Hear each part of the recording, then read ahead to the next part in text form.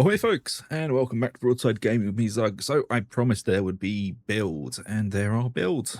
Actually, there's quite a few builds. Does the inventory button work? It does work. I mean, we've got basically updated builds for more or less everything. So yeah. We're starting off with the Zealot, and this is going to be a blazing piety kind of chargey build. As you can see, we're using the heavy Eviscerator, which got buffed, I say recently. I mean, since the RBTs got released, and there was a patch in there somewhere, and it buffed them basically. So that's why we're using it. And we're also using the Spearhead Bolt Gun because it's awesome. It's just a really good weapon. So for the heavy Eviscerator, this is what we are doing. Sorry, I'm absolutely knackered. I've only just gotten in, but I still need to make videos. So anyway, carry on. For the modifiers, we are going with damage, cleave targets, shredder, and penetration, lol. And mobility is our dump set because mobility is dog shit. I dump mobility off on everything because you don't need it.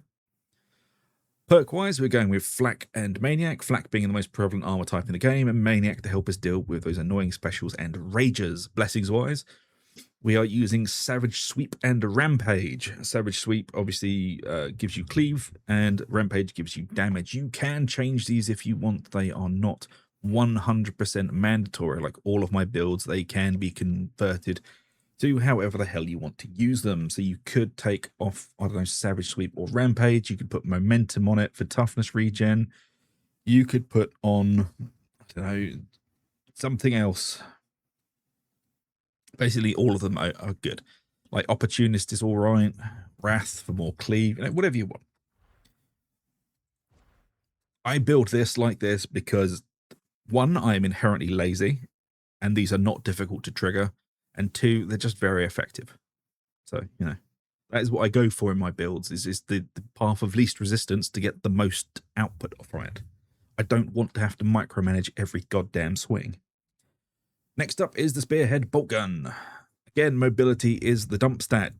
Do not trust anyone that tells you reload speed is the dump stat, because you will spend the rest of your life trying to reload this goddamn beast.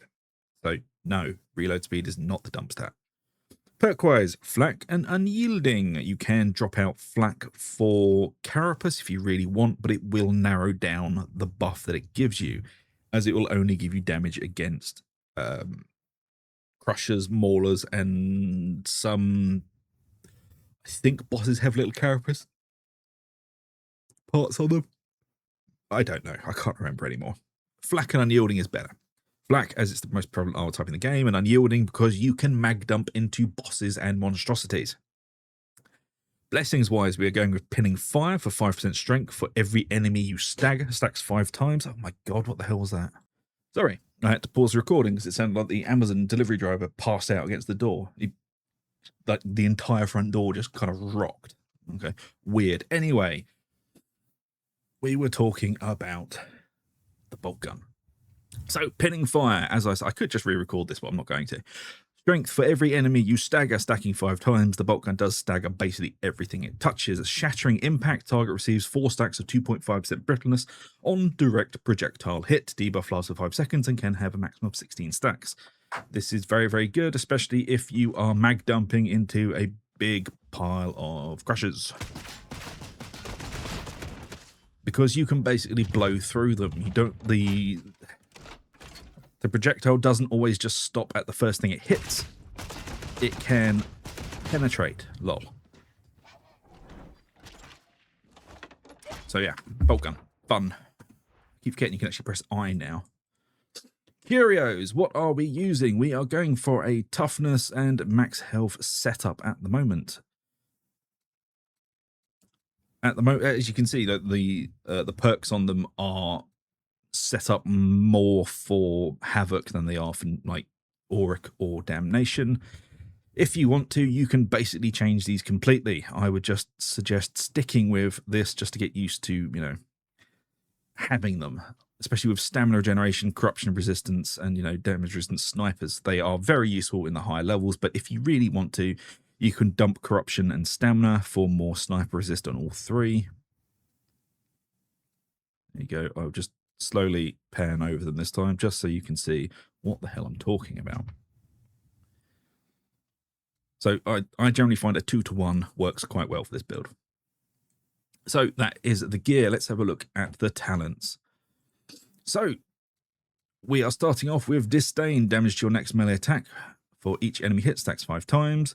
Backstabber, they've made it a lot better now that it actually deals with flanking hits as well. So it is only head-on hits that you don't get the bonus for. And as this build is very fast, you will be all over the shop with it.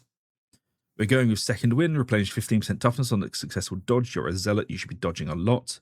100% toughness replenishment on melee kills. Going into Purge the Unclean, plus 20% increased damage against infested and unyielding enemies. Duelist, plus 50% finesse damage for 3 seconds on successful dodge. You can dump this point out, but it is very useful. This is not a Keystone make or break build point, so if you want to dump it out, you can. You will just lose some crit damage, because finesse is just crit. Down into that, into Immolation Grenade. Again, they've changed this so you can literally pick whatever the hell you want here. I just like the Immolation Grenade because it's very good at dealing with very large hordes. If you want to specialize, you can go for Blades of Faith, which will let you pick off specials and even Ogryns pretty damn quickly. Or you can go for the Stunstorm Grenade, which will give you some utility and survivability. So, utility, AoE, single target. Pick your poison. There is literally there is nothing wrong changing this here. You can pick whatever the hell you want. Until death, fatal damage instead grants you invulnerability. We all know what that does. And then we're going to go through onto the left here. Sustained assault, melee damage for 5 seconds hitting an enemy. Punishment, melee attacks that hit at least 3 enemies grant impact strength for 8 seconds, stacking 5 times, and max attacks gain interruptible. We mostly want interruptible here.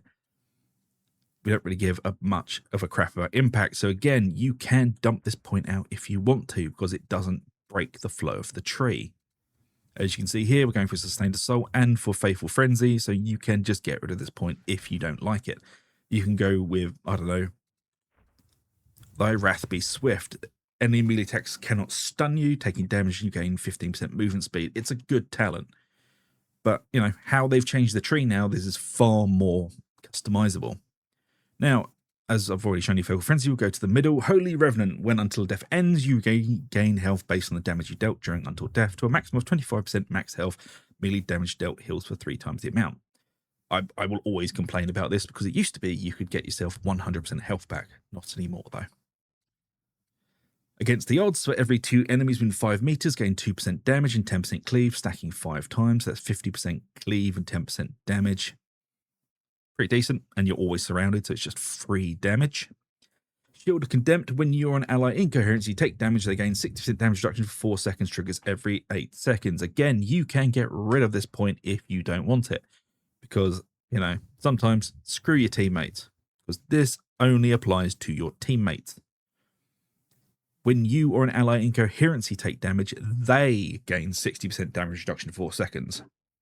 So if you want to help your team, you can take this. If you don't give a crap about them, you can take the point out if you really, really want to.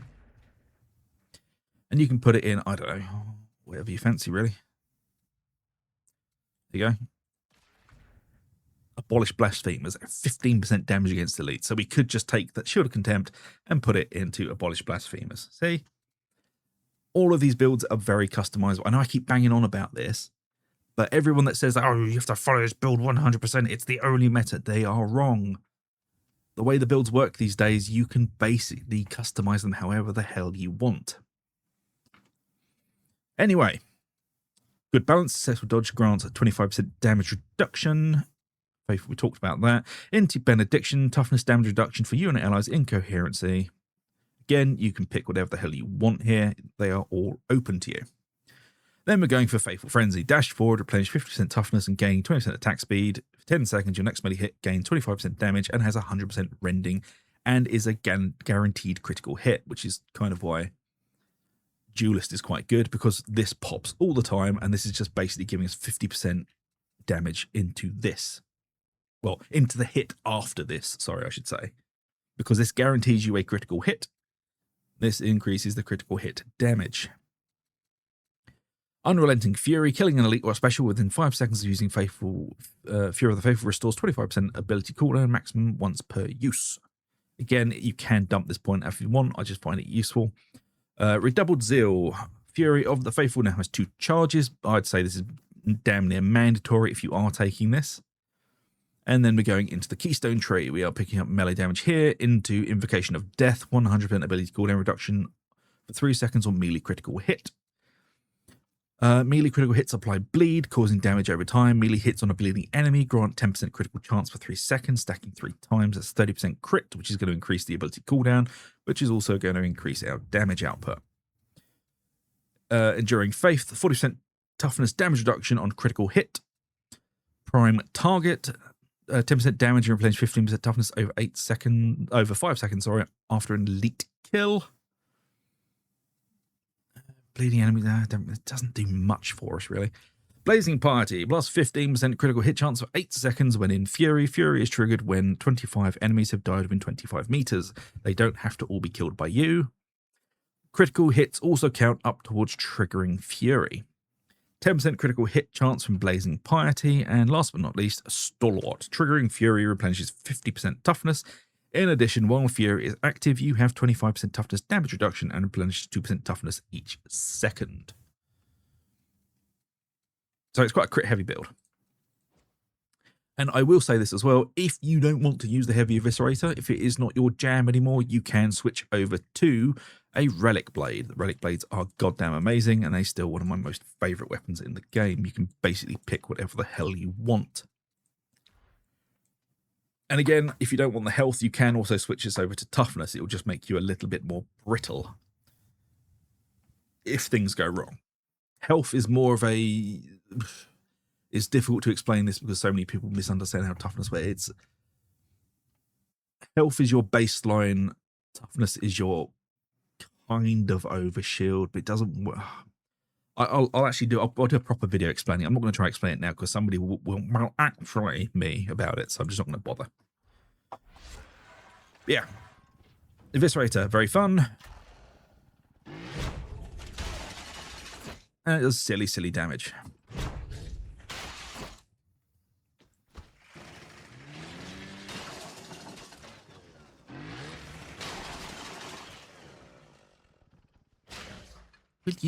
There we go. Yeah, basically chain weapons are very good now. You know, they've spent the last 18 months to 2 years being pretty dog shit, but now they're back up there. I'm not sure how the chain axe compares. I haven't really done much digging into the chain axe, but you know, the chain sword and the chain greatsword and all that, they're very good. Anyway, this has been another rambling build that has been interrupted by delivery drivers and whatnot. But there you go, the builds are back, and they will become slightly more coherent as I get back into the swing of it. So anyway, there you go. There is a Zealot build for you. There are many more Zealot builds to come.